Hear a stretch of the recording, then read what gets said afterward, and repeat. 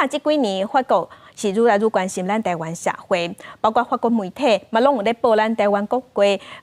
台国防预算的代志，也有大罢免的代志。一寡伫海外台湾人嘛真关心，亲像伫法国的巴黎，就有民间团体发起罢免的联署，希望甲关心台湾的民众苦哇做伙，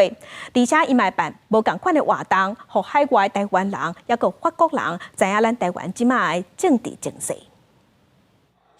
台湾自1月立法院三读通过2025年中央总预算以后，那国内后续有真侪讨论，亲像法国媒体《世界报》嘛特别针对中国威胁台湾国会刷台国防预算的角度来进行报道。嘛有报最近咱国总统热清地讲要恢复军事审判等等的议题，国际媒体关注台湾地缘政治，嘛互法国的台湾人积极为台湾发声。奥运，然后台湾有参加，然后其实是不能带台湾国旗的，就是觉得。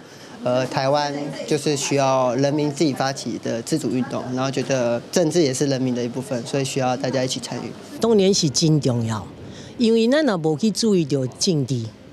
就有人吃去啊，这么简单。最近国内各县市发起的第2阶段罢免联署，那英国、美国有民间的据点，伫咧法国巴黎，原来有民间团体发起联署站，未少知影消息的台湾民众拢专工来参与。法国台湾协会表示，最近这几年，那是防疫，也有科技的发展等等，嘛，互真侪法国人渐渐知影台湾。因那今年国会台预算的代志，那是美国真关心，就连法国伊嘛真关注台湾人的态度。法国台湾协会指出，法国这几年因为俄乌战争，甲中国电信设备公司华为涉嫌污秽欧洲议会来影响后面政策等等的代志。法国民间渐渐看到中国的威胁，嘛连带愈关注台海议题。以前因较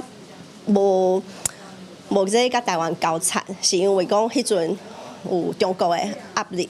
即摆因慢慢一个觉醒啊，毋是干那听一方面的话，台湾嘛足重要的，所以即摆较愿意甲咱一个做交流，所以咱应该爱站出来。协会表示，因伫正透过种种的民间交流，互法国人了解台湾人一直拢在抵抗中国的威胁，希望甲法国的台湾人靠起来，最近用无共活动推广台湾历史和文化，嘛互法国人通知影台湾的情势。记者卢尚珠、林飘凯，法国巴黎报道。